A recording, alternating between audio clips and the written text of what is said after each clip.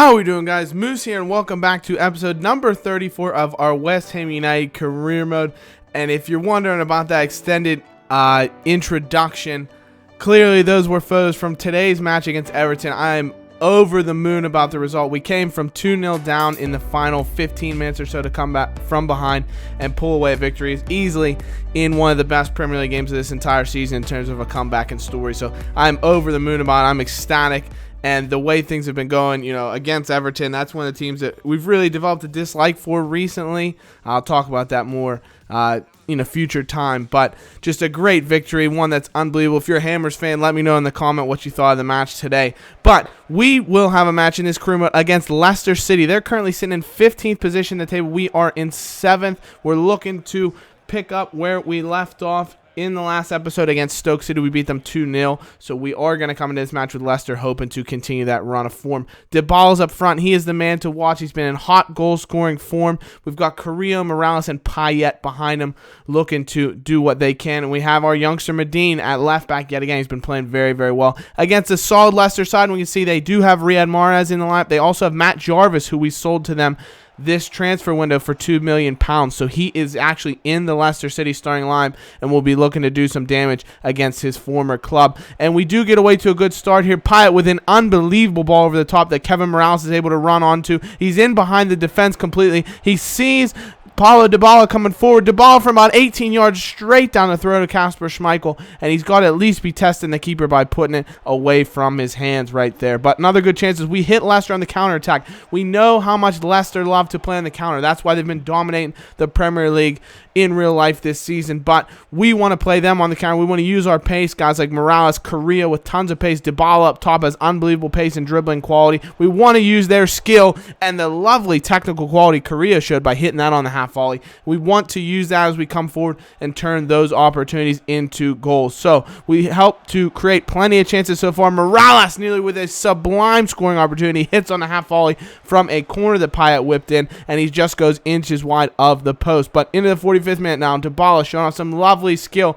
as he tries to dance around a couple of defenders with some skill moves. He just looks so silky and technical on the ball, does the Argentine. Finds Van der Veer with a former PSG man. Eventually the ball works its way to Morales. Showed some lovely control, but unfortunately doesn't get very much on the shot, and Schmeichel continues to show his fantastic form. The Danish keeper keeps the ball yet again. Payet with one last chance before halftime, unfortunately slashes the ball just past Schmeichel's left post, and we are yet to break the deadlock. But Mahrez to whip in a corner in the 53rd minute. He looks to find Davis. It's deflected away. Nobody can get onto it, and Joe Davis has scored. Jack Butland, what was he doing? He comes flying out for the corner, doesn't get any of the ball, and the no-name Leicester center back Davis is able to put it in the back of the net and give Leicester the advantage. But Ceballos now, he's come onto the pitch looking to show what he can do. He dances into the area, and thankfully for us, he does draw a free kick at about 21 yards away. And Paulo Dybala will be the man to step up and take it! Paulo Dybala with an absolute stunner of a free kick.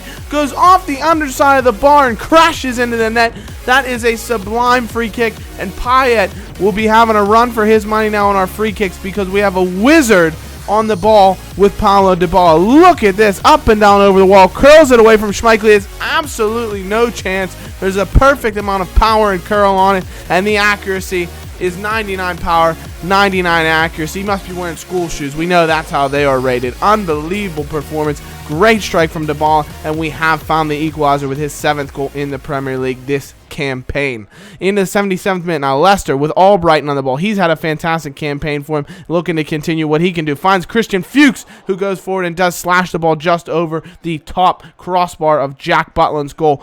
We do come forward. Sakho's come on as a substitute. Finds Leon Goretzka in the final moments, but Schmeichel again doing very, very well. We said he was in hot form, and he does make a save on the final chance of the match. Goretzka smashes it to his near post, and he does get down with a strong hand to keep the ball, and we would end up with a 1-1 draw. 13 shots, 58% possession. We dominated the matchup. We hope to come away with more, but unfortunately we left some chances begging, and Schmeichel played very, very well as well.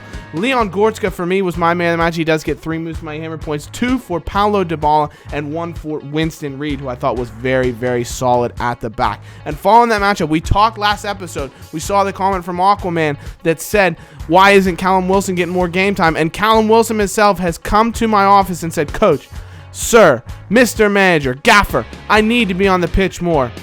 I want to be out there and show what I can do. So, Callum, I promise you, next cup match, we will be in the lineup. We're going to give you a chance, but we're not to that point yet. We can see Medin's gone up to 69 overall. He continues to progress. He's absolutely sensational talent, and with potential to be special. I want to get him progressing as fast as I can, get him high rings, and just show what he can do. He's only 17 years old, 69 rating. He's playing at a sublime level for a first-time, first-year player in the Premier League. But in our next matchup today, we're going to take on Aston Villa at home. We look to bounce back. A tough 1-1 draw, obviously, against Leicester here earlier in the episode. And we've brought in Dani Ceballos. He was very impressive, as we've brought in Lanzini as well. Carrillo, Morales, both of them struggling to make an impact here on the first team, so we've had to rotate those positions, those attacking midfield positions alongside Payet to get the best out of our players, and we want to motivate them. We want to show them that you have to play well to continue to earn a place in this team. Aaron Cresswell's also come back in the lineup to try and earn his first string position back at left back over the youngster we just mentioned, Sam Medin. But early on, Paulo Dybala, he's got a free header. It's whipped in by the man Lanzini, who we said we're bringing in these boys, and whoever can make an impact, that's who will be playing in our appearances. And Lanzini does just that. He gets the start, finds Paulo Dybala, who loses his marker. It's a free header, and even if you're not now renowned for your headers like Dybala necessarily isn't, if you're a striker and you get a free header from 7 yards away in the box, you should be scoring it, no question about it. And he does just that and gives us the 1-0 advantage only 6 minutes into the contest. But Aston Villa with the ensuing corner in the 10th minute. Gill whips it in, looking for the head of Micah Richards, and he's deflected it into the back of net. Butland again struggles with corners. We're having a set piece debacle, really, as Butland comes to claim. He isn't able to find the ball, and Micah Richards deflects it with a lovely header into the back of the net, just inside off the post and in. So Aston Villa have found the equalizer, and they were very, very strong in this game. I'll tell you what, chances were thick, fast, and flying, but unfortunately for Villa, they weren't necessarily able to create a couple of really good blocks. Ball comes off the crossbar, and Villa does very well here in this opening 20 minutes. They could have easily had 2 or 3 goals, but unfortunately for them, Butland made a good save, and they've also come off the crossbar. And we would counter right away with Dani Ceballos. He's played in by Dimitri Payet, and the man we've also brought in, we said Carrillo and Morales were dropped from the team for Ceballos and Lanzini, and the 2 goals we've had, we've seen Lanzini pick up an assist, and now Ceballos with his 2nd goal in the Premier League, and that is a lovely cultured finish. Ceballos, we've slotted him in that cam position. We've pushed Payet out wide because Payet has that trickery and that ability to do that, whereas Ceballos doesn't have the pace really to play as a winger in our setup. So we put him in that cam position, and he's showing what he can do. Villa, though, like I said, they've been applying full pressure, looking to create a couple of opportunities, and somehow we can see they've created another good chance from a corner. Butland's not able to do anything about it, but we do keep the ball out of the back of the net. I don't even know how to explain it, but it hasn't gone in, thankfully for us, and we do hit them on the counter in the 49th minute. Dybala plays through Leon Goretzka. He looks to the back post to Payet, but unfortunately, just the cross pass, whatever kind of ball we want to say he was playing to him, was lacking, and Payet wasn't able to latch onto the end of it. Van der Veel in the 55th minute does a really good job of dummying the defender and creating space for himself, but he smashes the ball just over Brad Guzan's goal, and Villa then would come on the counter in the 60th minute. Really good chance as Adama whips the ball in, but thankfully for us, the header does go just wide of Butland's goal, and Adama again creating another chance. Finds Gabriel Bonlahor, it's in the back of the net. Villa look to have equalized, but the referee has his flag up. Bonlahor is about 3 strides offside, so it's certainly a good call by the referee, the linesman, I should say, and we do maintain our 1-goal advantage as we get late on the game. Carrillo comes on as a substitute, and he offers just an unbelievable injection of pace, using some trickery, beats a couple of defenders, lays it off for Mark Noble, who decides to have a strike at goal, but unfortunately, it does go just wide, and Noble, he is our captain, he's our skipper, he's not in our starting 11, but he's showing that commitment anytime he comes onto the pitch, and we'll see it right here from him as Bonlahor gets on the ball, plays it back to Adama, creates some space to Bonlahor, and Noble was the man who blocked that opportunity, doesn't even let it get to Butland's goal, and that would be the final opportunity of the match for Aston Villa to equalize, and we come away with the 3 points. So 4 points from the 2 games in this episode.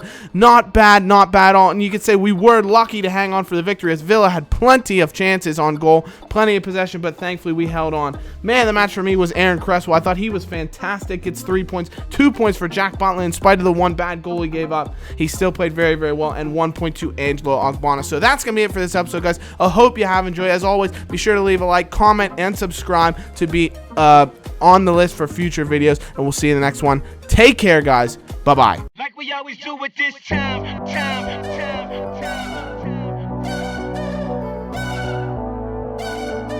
I got to shine.